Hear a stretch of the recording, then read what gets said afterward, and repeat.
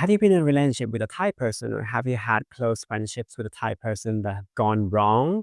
In this episode, I'm going to talk about the areas where the relationships tend to go awry. And the number one reason usually comes down to difference in communication style, which leads to misunderstanding. You know, there is this misconception that Thai people on average is always indirect. This is partly true, obviously, but I would actually say that the core and the real problem comes from the fact that in the area where Westerners are direct, Thai people aren't. And there is also the area where Thais are direct that Westerners aren't. So let's start with the area where Westerners are direct first. I think this would come down to making decisions. I tend to notice this dynamic where a Westerner would ask a Thai person, a Thai lover, or a group of Thai friends, what to do for the weekend, what to do for the holiday. And the Thai people would actually take a bit of time to come back with an answer. And sometimes the first answer that comes to their mind is up to you or "อะไรก็ได้," whatever you want. So at the end, the Thai persons give back the authority to the Western person who asked the question. And I think this could annoy a lot of Western people. Like, why can't these people make up their own mind? But you have to understand the Thai people a little bit in this perspective, because Thai people are taught and are raised to be making decisions based on the concept of collectivism, based on the concept of harmony, based on the concept of family being one of the most important things in life. So in order to keep the harmony in the family and in the nation, then you would like to make decisions that go along with everyone else. So imagine this young Thai kid growing up in a Thai family. Usually the parents would be the one who make the decisions for them. Only time when these Thai kids would have their own contingency or authority to make decisions for themselves is when they become adults. And even when they become adults, because such a long period of time where they had to live under the roof, even when they become adults, it's still quite hard to tell if their decisions are not still based on the fact that they want to please or to appease their family in some form. So I think this is the area actually that could create a lot of conflict and misunderstanding when it comes to a Western person being with a Thai person. On the other hand, Thai people can also be quite direct with something that could shock Westerners as well. So when it comes to throwing comments on the superficial basis, for example, when your friends have gained weight, you could actually make comments almost right away. And this comment is considered rudish, but also not rudish. It's quite hard to tell because people tend to make these comments all the time. Well, maybe you have already heard of the words like "pum pui" or "tui noi" the first week you arrive in Thailand, and these words mean chubby and fluffy. So this means that these comments were made at you, I hope not, too. And so you see, Thai people would make these sort of comments that in the Western world would be considered inappropriate and in some way also unkind. When I grew up, people would make comments about my looks all the time. There were people that think that I was ugly and they would say it. There were people that think that I was not ugly and they would say it as well. So you were like, wow, this is something you had to grow up with. All right, before we move on, I just want to say that I'm trying to present all the information in this channel as candid as possible. And sometimes I even get a lot of troll comments and stuff, but I'm going to do this for you guys. And I hope that this has been informative.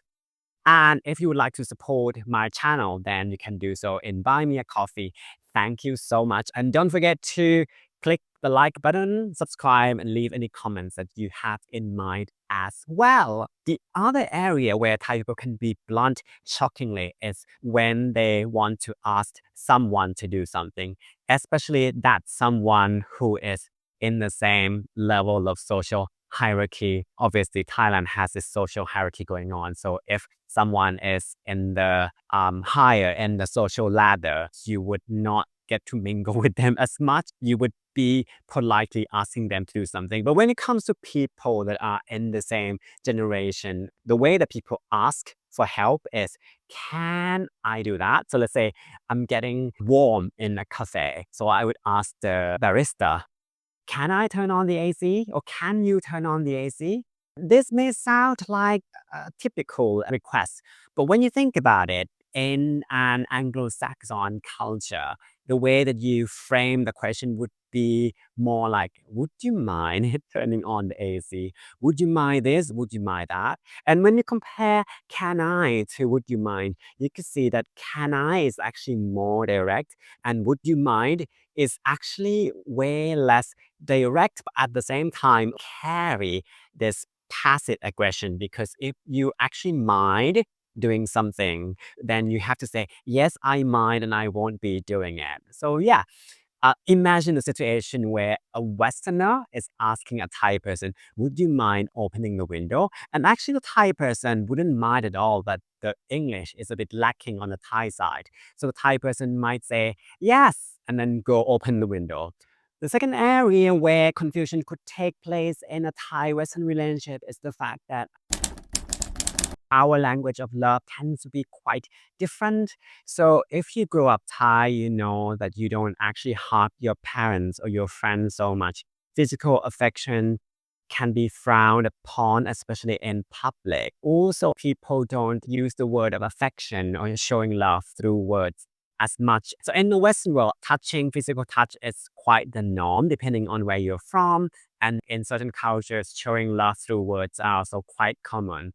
So when two cultures collide, you gain love by words and by touch, and you don't gain love by word and by touch. When you get together, you might feel like, oh, that person doesn't actually love me. A Thai person in general tends to focus more on practicality. I think a Thai person on average, I'm not talking on behalf of all the Thai people, but this shows when a Thai person asks another Thai person when they greet one another. You know, in many cultures, people would say, how are you? Even though they don't mean it, they would say, how are you? In Thailand, even though people might not mean it, they would ask, have you eaten? So you see that the focus is actually on the stomach rather than the heart and the soul. So it comes down to being more practical. Therefore, I would assume that on average, a Thai person's love language is something to do with getting gifts and receiving like act of service. And now we have two cultures where the love languages don't tend to match, and it could be easily creating confusion and the sense of love being missing. The other thing that comes to mind right now is the fact that a lot of Thai people wouldn't ask their partners how you are, but sometimes they would ask their partners, where are you? What are you doing? And I could see that when these questions are asked towards a Western partner, this could freak the Western partner out, thinking like, wow, this guy, this girl is very possessive. This is like intrusive to my privacy rights and stuff. And I could see that point, but I just want to say that you might want to consider that this Thai person that you are dating with may be just not knowing better, and they're just using their Thai brain. I just want you to know that when a Thai person asks you, where are you or what are you doing? It's not that it means that they want to possess you every time. Maybe it's just the way that they want to greet you, I suppose. I don't like it either.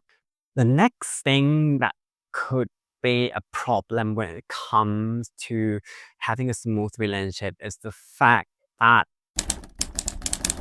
it could be quite difficult to get a Thai person to do a heart-to-heart talk. And I think this stems from the fact that in general and on average, a Thai person is less confrontational. I think being less confrontational could be a good thing, but it could also mean that you don't get to touch in the area where it needs to be touched and connected. a Thai person grows up with this concept that everyone has their place of its own. You have to respect the elderly. You have to respect people who have higher social hierarchy. I think when it comes down to being confrontational, I think a culture where being equal and being egalitarian is promoted would also encourage people to confront the other person more because you feel like, yeah, I'm the same as the other person. We are equal. So why can't I confront them? Whereas in a Thai culture, I think everyone, even though they say that they feel equal, I think it's quite, in my opinion, I think an average Thai person don't actually feel that they are equal to everyone. It's like everyone has their own place in the shelves. So when everyone has their own places in the shelves, then they don't want to confront people who live two shelves above them. You see what I mean? So I think this kind of culture actually promotes being non-confrontational, which can be good. But then I think when it comes to having a heart-to-heart talk, there's an element of you having to confront the other, you having to be vulnerable, you having to look in at the other person's eyes, and maybe we're going to be in a little bit of conflict before our hearts open. And therefore, it could be quite tricky to get a Thai lover to open up to you emotionally. But I don't think that you should lose hope on that because I think healthy Thai individuals would have done work on themselves. So yeah, there's still hope with that. But I think what I've noticed within the community in which I live myself is that when I have to confront a Thai person who is older than me, for example, it's really hard because the Thai person who's older sometimes tends to subconsciously patronize the you that is younger. They won't open up as easily. But this is just my opinion. And I think probably it is easier for you, let's say, as a non-Thai person, to get this older than you Thai person to open up because there's no cultural hang up between the two of you. So the concept of tolerance for silence is the acceptable length of silence between turns in conversation. It varies by culture. In Thailand, for example, the tolerance for silence is quite high, so people can typically wait for 1 to 3 seconds before someone starts to speak up. But when you look at the USA, for example, the tolerance for silence is obviously low. So it's actually less than 1 second. So it means that in the US, among two Americans, the conversations would go really fast. And if things have been quiet for just less than 1 second, things could feel a bit awkward. So people would just keep talking. When you look at the UK, it's a bit more similar to Thailand. It's 1 to 2 seconds. And when you look at Germany, then it actually is more tolerant to silence than Thailand with 2 or 3 seconds plus. And when you look at countries like Japan, then it's even longer. Let me see, Finland would actually have this extremely high tolerance towards silence with the acceptable tolerance period of 5 to 8 plus seconds. That is super interesting. I think what it comes down to this is that let's say when you have a couple who is American and Thai, it could come down to the situation where the American partner thinks like, oh, the Thai person tends to not speaks much. And the Thai person would be thinking like, wow, the American person doesn't let me speak because I can't even speak up. I'm still thinking. And then the 1 second has just finished and the American person speaks again, whereas the American would be like, oh, the Thai person never really speaks, even though I give him or her 1 second. So yeah, if you are, let's say, from the country that have low tolerance for silence, and just keep in mind that you are dealing with a Thai person who has probably like longer period of tolerance for silence, and it's also not their first language, so it might be even longer than 1 to 3 seconds. So yeah, just keep that in mind. And whereas if you are a Thai person listening right now and you might have a partner who comes from the country where the tolerance for silence is shorter, then just make sure that if you haven't finished your sentence or if you still want to say something, then just communicate that to your partner so you get to say things out loud. When it comes to marrying a Thai person, there is this stereotype that when you marry a Thai person, you also marry their family. And I would say that there's a lot of truth in this as well. I think, as I said earlier, that on average, a Thai person growing up making a lot of decisions that would make their family harmonious. So in a way, even after they marry you, then they still want to keep the harmony within their original family. They still want very much that their original family is doing well. They care so much about the well-being of their original family, as well as the new family as well. So now that Thai person who's married, whether marrying another Thai person or a non-Thai person, would feel like they have two families at least that they have to take care of. And sometimes they might even feel like they would like to take care of your family. So there will be three family involved. You could see the examples of a Thai person that does so much for their original family, so much so that sometimes they would marry someone just to help out the original family. This isn't a bad thing or anything, but I think it's something that you probably have to keep in mind that when you are in love with an average Thai person, there would always be decisions and other things that would be their luggage in some way. And it's hard and it's also beautiful.